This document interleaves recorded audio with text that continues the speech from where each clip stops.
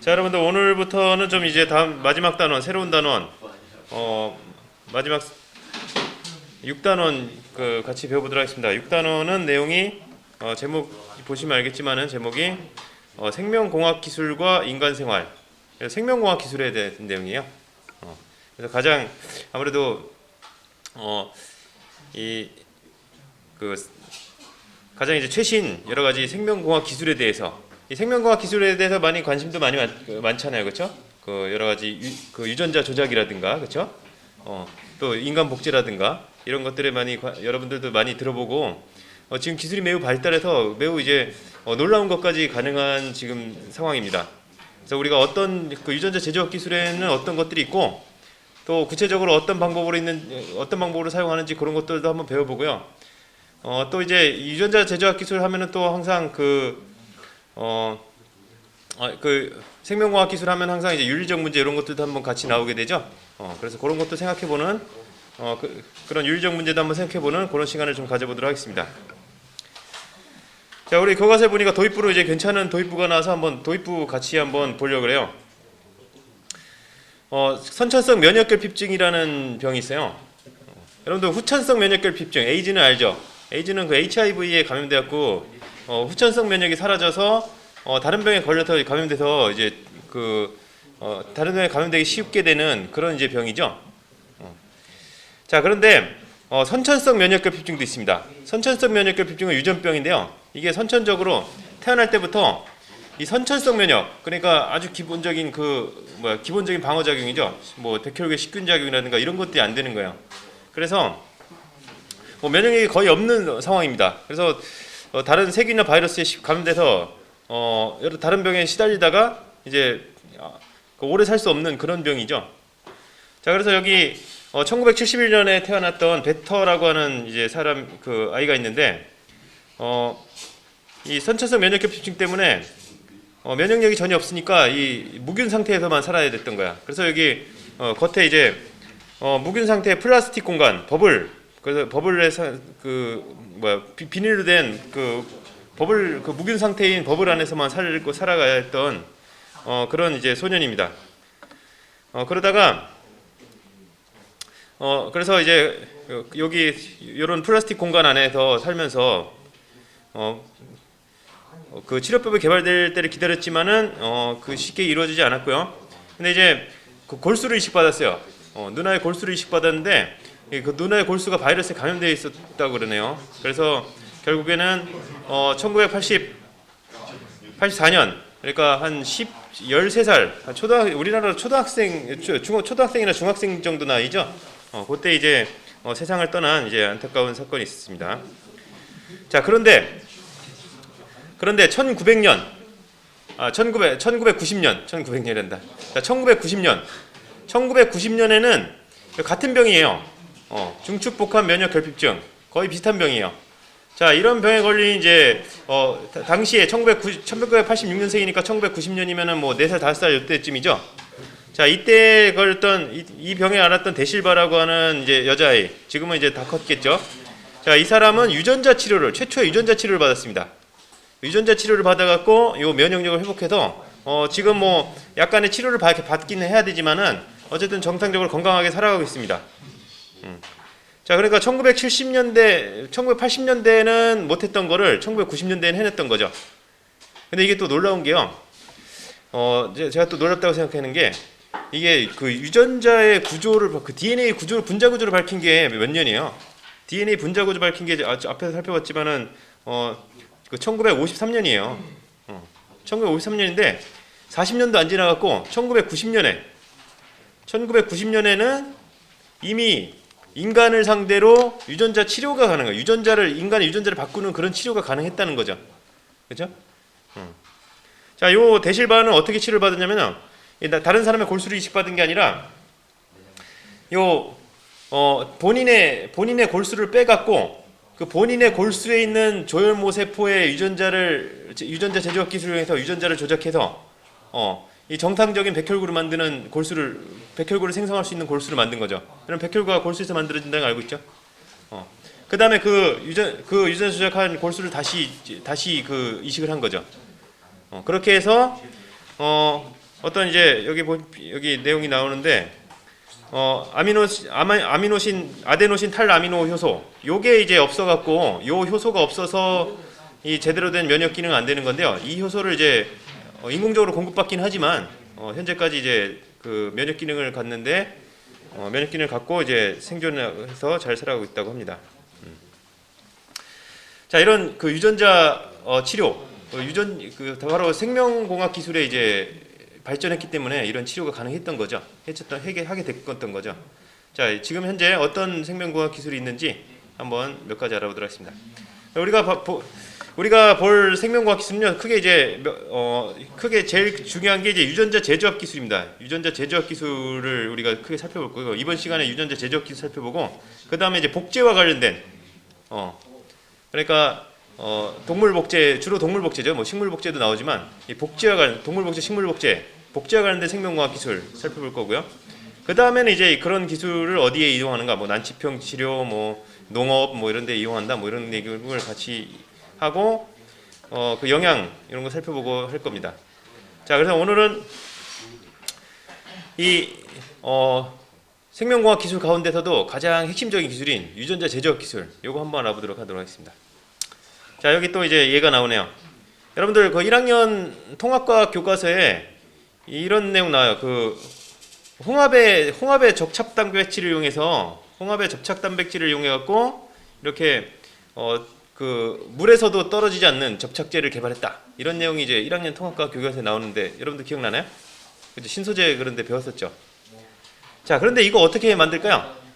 이거 홍합 단백질인데 어떻게 만들까요? 홍합 다 채취해갖고 홍합에서 막 긁어낼까요? 뽑아낼까요? 자, 그렇게 하면 얼마나 이렇게 홍합 채취하는데 얼마나 힘이 많이 들고 또 그러면 엄청나게 비싸겠죠. 그렇죠?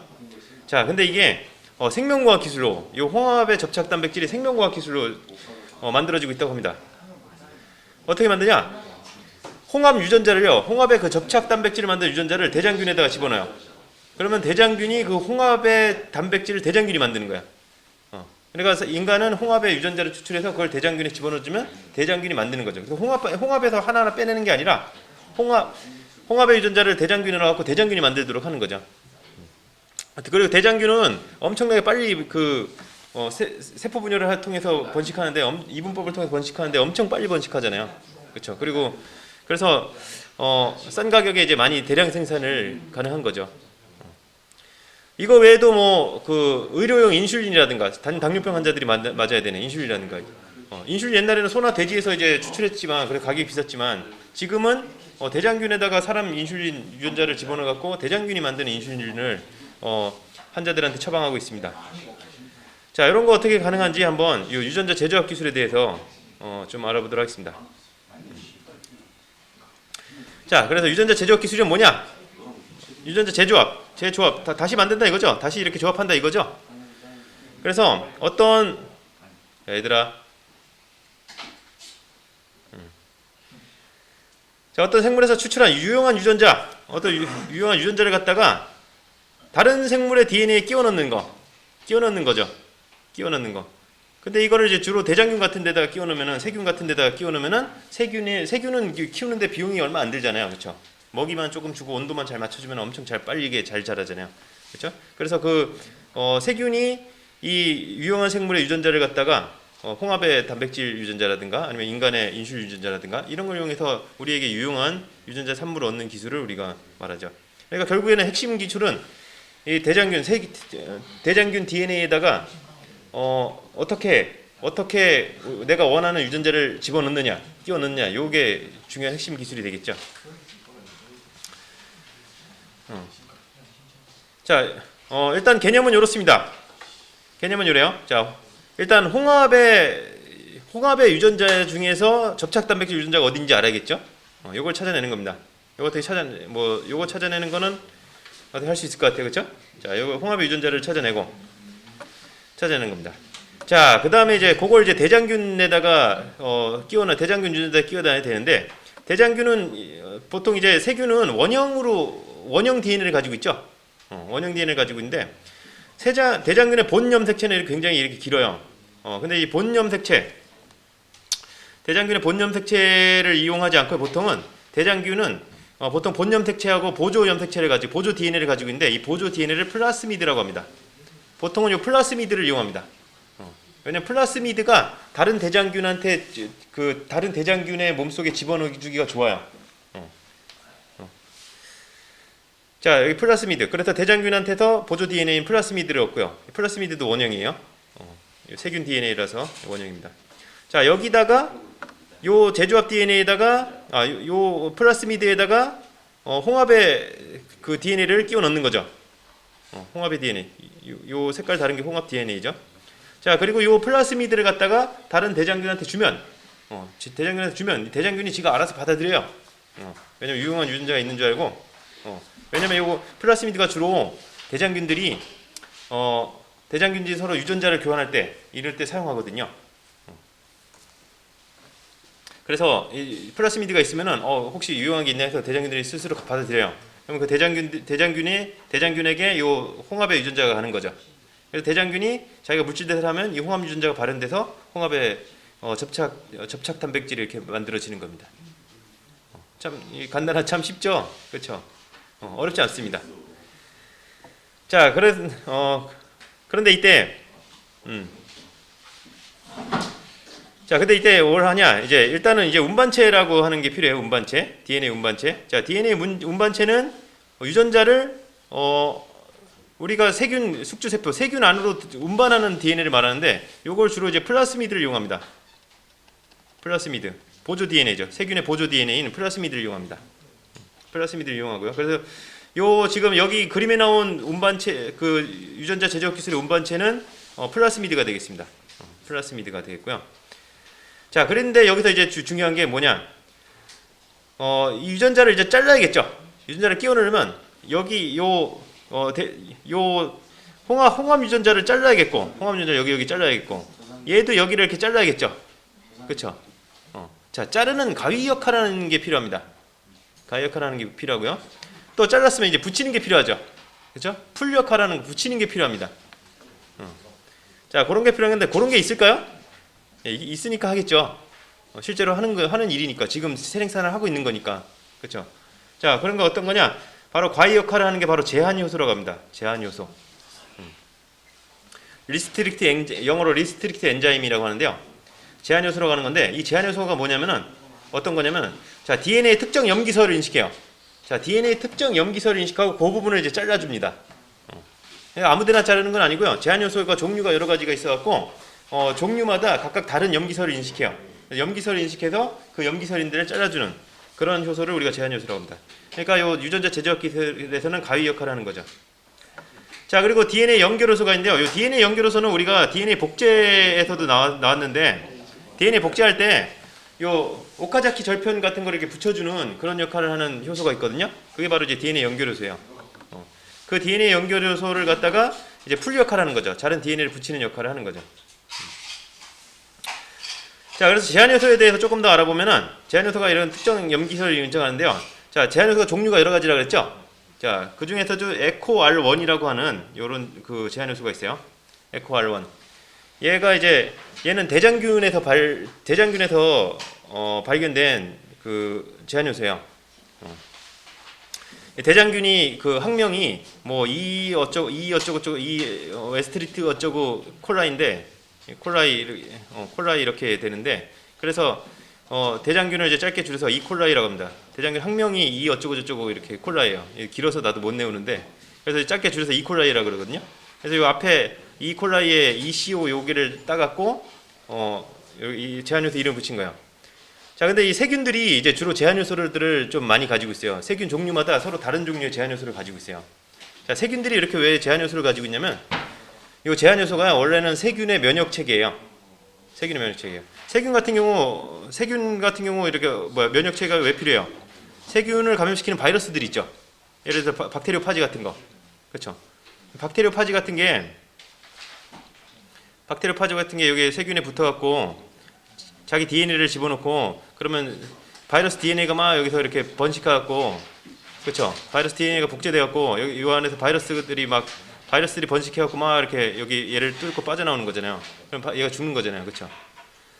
그래서 요 세균들이 어떤 기술을 개발했냐면은 요 자기가 가지고 있지 않은 요런 이제 바이러스에 감염되는 걸 막기 위해서 자기가 가지고 있지 않은 DNA가 들어오면요. 자기가 가지고 있지 않은 염기서를 가진 DNA가 들어오면 그거를 잘라버리는 거야. 그걸 잘라버리는 효소가 있는 거야. 그래서 이걸 바이러스 DNA가 오면 이걸 다 잘라버리는 거야. 대신 자기 대장균 DNA를 자르면 안 되니까 자기 염기설이 없는 걸 가지고 있어야지. 그렇죠? 그래서 그런 걸 잘라버리는 효소를 만들어내는 세균들이 매우 많이 있어요. 그래서 세균들을 연구하면서 이제 세균들한테서 이런 제한효소, 여러 종류의 제한효소를 얻을 수가 있습니다. 그래서 그런 게 제한효소인데, 제한효소가 그래서 자기 DNA를 자르면 안 되고 바이러스 DNA만 잘라야 되기 때문에 얘들이 염기서를 딱 인식해갖고 특정 염기서만 자르게 돼 있습니다. 예를 들어서 그래서 대장균에서 발견된 에코 R1이라고 하는 제한효소는요, GAATTC 요 염기서열을 딱 가지는 대부분 부분만 잘라요. 그것도 어떻게 자르냐? 그냥 여기를 이렇게 아무렇게 자르는 게 아니라 여기 보듯이 이렇게 잘라요. 이렇게 잘라요. 그래서 여기 G랑 A 사이하고 여기 A랑 G 사이하고 밑에 상부적인 염기서열 A랑 G 사이하고 여기를 잘라요. 그래서 여기가 탁 이렇게 떨어집니다. 그래서 이렇게 특정한 제한효소는 특정한 염기서열을 인식해서 그 부분만 자른다. 그러니까 어때요? 우리가 이용하기 좋죠. 딱 이렇게 특정한 부분만 자르니까 내가 자를 부분이 어딘지 하면은 어떤 제한효소를 선택해야 되는지 알 수가 있겠죠. 그렇죠? 자, 근데 이제 또 이제 중요한 게 우리가 자른 다음에 이렇게 자른 다음에 여기다가 이렇게 끼워 넣어야 되는 거야. 자른 다음에 여기다가 이렇게 끼워 넣어야 되는 거잖아요. 그렇죠? 자, 그런데 이렇게 보세요. 여기 보시면은 얘가 이렇게 직선으로 자르는 애도 있긴 있는데 이렇게 자르는 게 아니라 지금 이렇게 자르죠. 그렇죠? 이렇게 자르죠. 그래갖고 여기다가 이제 내가 원하는 걸 끼워 넣으려면은 이렇게 들어가야 돼요. 이렇게 들어가야 돼요. 그러니까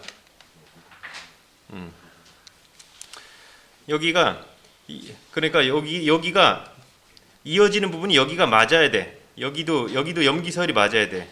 왜냐면 여기가 아데닌하고 티민하고 이렇게 맞아야, 아데닌하고 티민하고 이렇게 맞아야 되잖아요. 염기설이 맞아야 여기에 딱 붙을 수가 있잖아요. 그렇죠? 여기가 염기설이 맞아야 붙을 수가 있잖아요. 그래서 새로운 걸 끼워 넣으면 여기 염기설이 맞아야 돼. 여기 염기설이 맞아야 돼. 이 부분을 우리가 점착성, 그래서 여기 잘린 부분에 이 부분을 우리가 이 부분에 지금 그 염기설이 맞은편 염기설 비어 있죠. 이 잘린 부분에 이 부분을 우리가 점착성 말단이라고 합니다. 점착성 말단. 왜냐면 다른 그 상부적인 DNA랑 붙어야 되니까. 그렇죠? 딱 그 수소 결합으로 딱 붙으려고 하겠죠. 좀 끈적끈적하겠죠. 그렇죠? 끈적끈적한 느낌이 뭐 실제로 나지는 않겠지만 끈적끈적하겠죠. 좀 끌어들이겠죠. 염기설이 같으면은 염기설이 딱 상부적으로 맞으면 이렇게 딱 끌어들이겠죠. 그렇죠? 점착성 말단이라고 합니다. 그래서 여기 점착성 말단에 염기설이 맞아야 돼요. 그래서 요는 뭐냐? 그래서 플라스미드를 자르는 제한효소하고요. 내가 이 유용한 유전자를 자르는 제한효소하고 같은 종류의 제한효소로 잘라야 된다는 겁니다. 그래야 여기 그 점착성 말단이 딱 염기설이 딱 들어맞아갖고 여기가 제대로 딱 들어가서 붙는단 말이야. 이해가 되겠어요?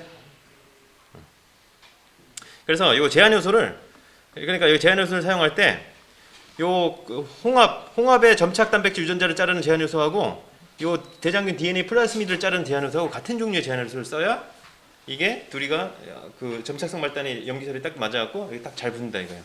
잘 들어맞는다 이거죠. 그래서 이렇게 점착성 말단 때문에 같은 종류의 제한효소를 이용해야 한다.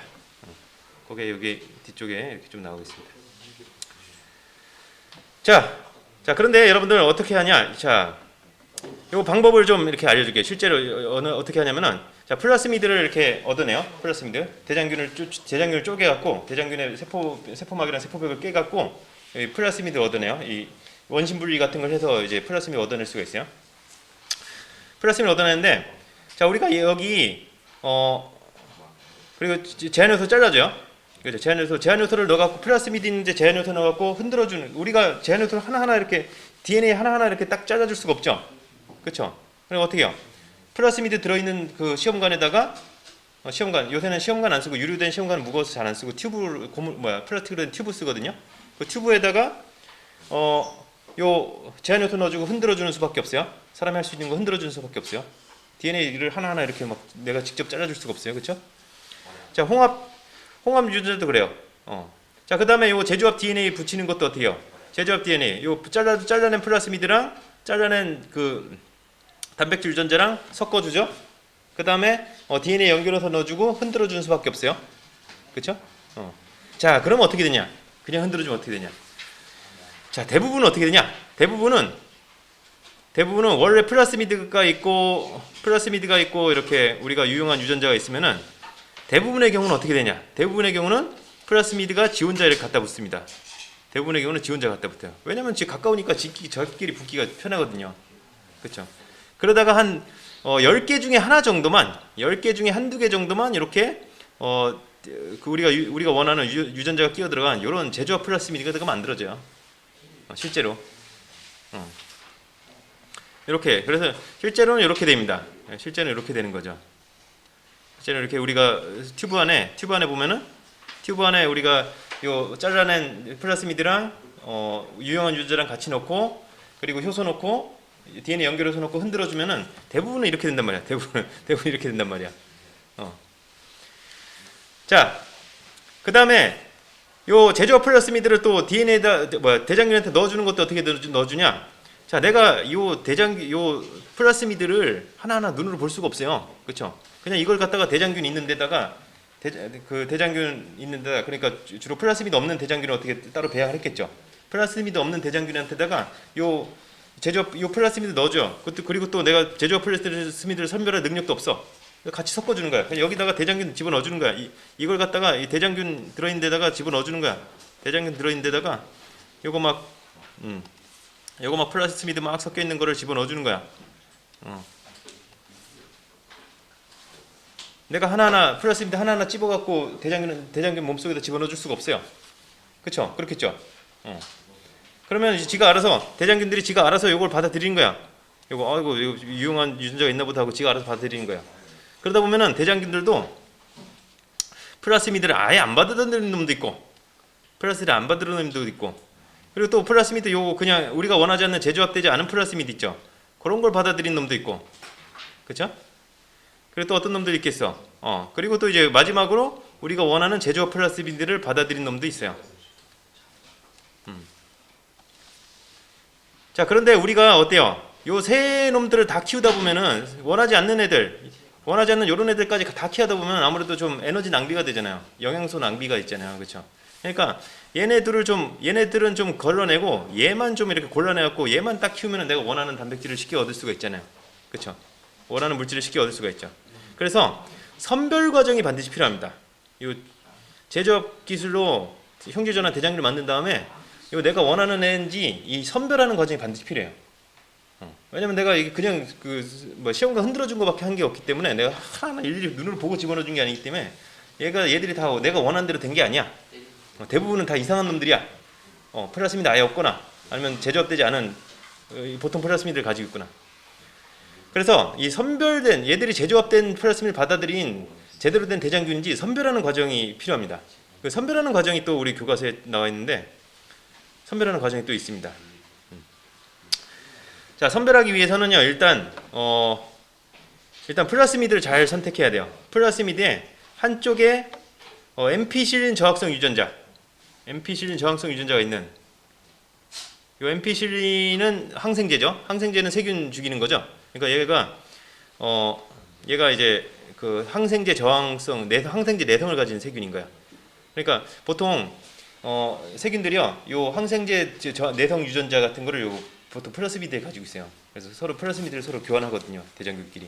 자기가 이제 복제해서 자기 후손한테 나눠주는 경우도 있지만 안 가지고 있는 애들한테 주는 경우도 있어요. 그래서 플라스미드를 받아들이는 거야 애들이. 그래서 항생제 내성 유전자랑 한쪽에는 이제 저땅분해 요소 유전자, 저땅분해 요소 유전자를 가진 이런 플라스미드를 선택하는 겁니다.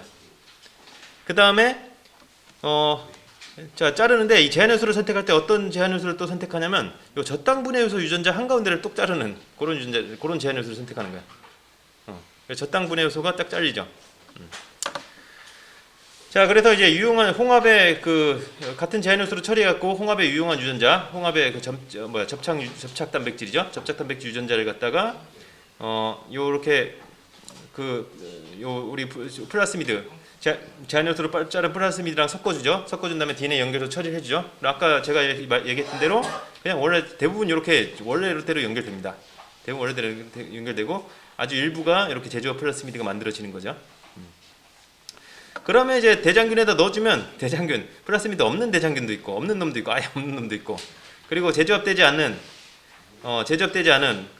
그냥 원래대로 연결된 플라스미드를 받아들이는 놈도 있고 제조업 플라스미드를 받아들이는 놈도 있고 이렇게 건데 우리가 대장균 C를 걸러내야 된단 말이야. 그렇죠? 자, 근데 어떻게 돼요? 자, 대장균 A는 플라스미드에 있는 어떤 형질도 받아들이지 않았죠. 그렇죠? 어떤 형질도 받아들이지 않았고 대장균 B는 원래 플라스미드에 있는 유전자가 다 있겠죠. 엠피실린 저항성 유전자랑 저땅 분해 요소 유전자 두 개 다 있겠죠. 두 개 다 발현되겠죠. 그렇죠? 자, 그리고 대장균 C는 어때요? 대장균 C는 엠피실린 저항성 유전자는 발현이 되지만, 그렇죠? 엠피실린 저항성 유전자는 발현이 되지만, 자, 요 저땅 분해 요소 유전자는 발현이 안 됩니다. 왜냐? 여러분들 유전자는 어때요? 유전자는 이게 순서대로 쭉 이렇게 번역이 돼야 순서대로 전사되고 번역이 돼야 이게 내가 원하는 단백질이 만들어지나, 그렇죠? 근데 얘는 중간에 잘려갖고 다른 유전자가 끼어 있으면은 이게 순서대로 번역이 안 될 거 아니에요, 그렇죠? 그리고 저땅 분해 요소 유전자는 얘가 발현이 안 돼요. 그러니까 대장균 우리가 원하는 대장균 C는 저땅 분해 요소 유전자는 발현이 안 돼요. 그러니까 우리가 원하는 거 어때요? 아무것도 발현이 안 되거나, 그러니까 뭐 항생제 내성, 엠피실린 저항성 유전자는 발현이 돼야 되고, 그렇죠? 그거 발현이 안 되는 거는 요 대장균 A고, 엠피실린 저항성 유전자는 발현이 되고 저땅 분해 요소 유전자는 발현이 안 되는 그런 대장균을 구해야 되죠. 그렇죠? 자, 그렇게 하기 위해서 어떻게 하냐? 배지에다가 뭐 두 가지를 첨가하면 됩니다. 대장균을 키우는 배지에다 뭘 첨가하면 되냐? 뭘 첨가하면 되겠어요? 엠피실린 첨가하면 돼요. 엠피실린 첨가하고 엠피실린하고 또 뭘 첨가하느냐? X가리라고 하는 물질 두 가지를 첨가하면 됩니다.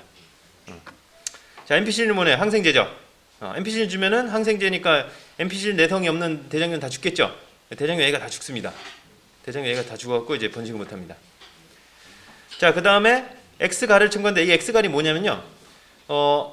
그 저땅 분해 요소 유전자에 의해서 분해가 되면 초록색이 아니라 푸른색을 띠는 그런 이제 물질이에요. 저땅 분해 요소 유전자에 분해가 되었고, 그러니까 저땅이랑 비슷한 물질인데 저땅은 아닌 거야. 저땅하고 비슷한 물질인 거야. 분해되면 저땅 분해 요소에 의해서 분해되면서 푸른색을 띠는 물질이에요. 자, 그래서 보면은 아예 그 죽는 대장균들 있고, 엠피실린 때문에 다 죽는 유전자들이 있고, 또 살아남은 애들 중에는 파란색인 애들이 있고, 그냥 아무 색도 안 띠는 애들 있죠. 그렇죠? 파란색을 띠는 애들은 저땅 분해 요소를 만들어 갖고 X가를 분해한 거죠. 그렇죠? 파란색을 띠는 애들은 얘들은 대장균 B인 거죠. 그렇죠? 그래서 살아남은 애들 중에 파란색을 띠지 않은 무색을 띤 요런 애들을 이제 떠내 갖고 요런 애들만 배양하면 우리가 원하는 유전자를 추출할 수가 있습니다. 이런 방식으로 할 수가 있어요. 질문. 오랜만에 질문이 들어와서 두고 서졌는데 손을 잘못 든 거였어. 자, 이런 식으로 유전자 제조업 기술이 여러 가지 활용되고 있습니다. 자, 농업, 의약품, 환경정화, 식품 뭐 이런 데 이용되고 있는데요. 뭐 농업에서는 뭐 제초제, 내성 옥수수나 해충 저항성 콩 같은 그런 거를 만들어요.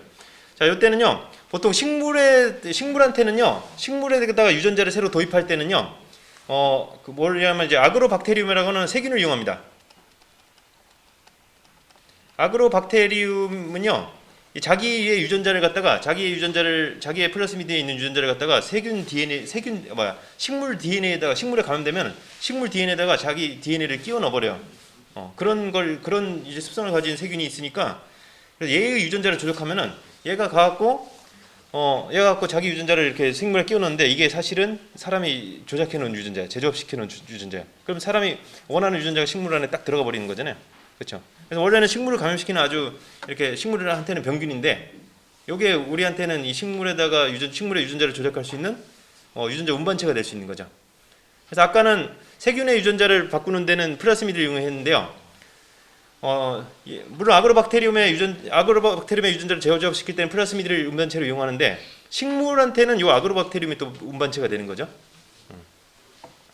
그래서 제초제, 내성, 옥수수, 제초제를 막 뿌리면은 다른 풀은 다 죽는데 옥수수만 안 죽는 거죠. 그럼 농사 짓기가 엄청 편하는 거죠.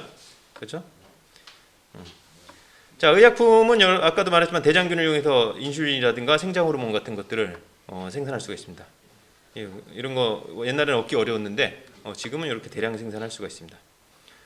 자, 식품 분야에서는 요 마이크로소프트 회장이었던 빌 게이츠 앤 멜린다 재단에서 요거 비타민 A가 강화된 황금쌀 요런 거 황금쌀 개발을 지원한다고 했죠. 지금 개발된지 모르겠어요.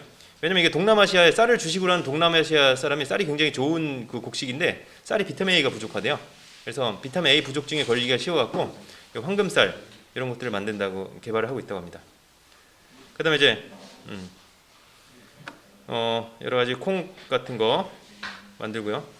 그리고 환경 정화에도 이용할 수 있다고 하네요. 이런 것들에서 많이 이용할 수가 있다고 합니다. 자, 지금은 요게 좀 근데 여러분들 지금 배우는 거는 조금 이렇게 지난 옛날 기술인 거 좀 아시죠? 여러분들 요새는 또 뭘 써요? 요새는 그 뭐죠? 유전자 가위라고 들어봤어요? 네. 유전자 가위. 요새는 유전자 가위에 대한 연구가 활발히 되고 있죠. 유전자 가위도 요게 세균이 자기 몸에 들어온 바이러스 유전자를 자르는 건데, 자, 요거 유전자 가위는요, 유전자 가위는 RNA하고 단백질로 이루어져 있는데, 이 RNA 염기서열대로 어떤 이제 유전자를 자르거나, DNA를 자르거나, 아니면은 RNA 염기서라고 맞는 DNA 부분을 자르거나, 아니면은 거기에다가 다른 유전자를 교체해서 끼워 넣을 수도 있다고 합니다. 그런데 이제 지금 유전공학 기술이 발달했으니까 유전자 가위에 포함된 유전자 가위, 크리스퍼 유전자 가위라 그러죠? 크리스퍼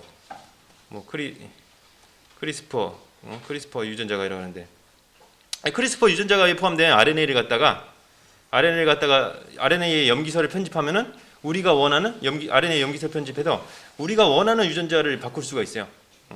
지금은 이런 걸로. 그래서 여기서는 앞에 이제 유전자 제조업 기술에서는 제한요소를 우리가 마음대로, 제한요소에서 염기서를 인식하는 거 우리가 마음대로 정할 수가 없잖아, 그렇죠? 이거를 마음대로 정할 수가 없어갖고 그냥 우리가 세균을 연구해서 계속 각종 세균에서 제한요소를 발견했고 이 제한요소가 어떤 염기서를 인식하는지 그걸 연구하는 수밖에 없었거든요. 제한요소를 우리가 원하는 대로 이제 뽑아낼 수가 없었는데 크리스퍼 유전자 가위는 이게 필요 없는 거야 이제.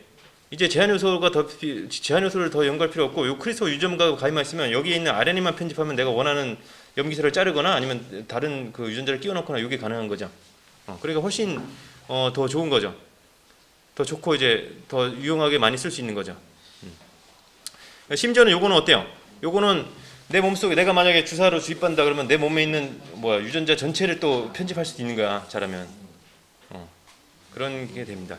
문제는 근데 있어요. 문제는 여러 가지 있는데 뭐가 있냐면 이게 정말 내가 원하는 유전자만 바뀌는지 아니면 사람 유전자 같은 경우 30억 쌍 이렇게 넘으니까 그게 정말 내가 원하는 유전자 전체를 볼 수가 없잖아요, 인간이. 그렇죠? 그러니까 내가 진짜 원하는 부분 바뀌는지 아니면 내가 원하지 않는 부분도 바뀌는지 이게 아직 확실히 증명이 안 돼 갖고 아직은 사용은 조심스럽습니다만은 제가 볼 때는 곧 조만간 이런 것들이 유전자 가위 기술이 여러 가지 많은 분야에 활발하게 쓰일 거라고 생각이 됩니다.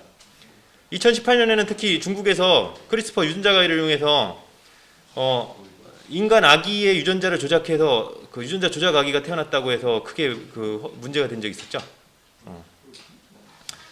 어쨌든 새로운 기술 유전자 가위 이런 기술도 여러분들 있다는 거 좀 알아두시고 요게 이제 아무래도 지금 나온 건 교과서에 건 옛날 기술이야. 이제 이거가 아니에요. 이제 그 유전자 가위죠. 누가 저런 거 제한요소 연구하고 있겠습니까?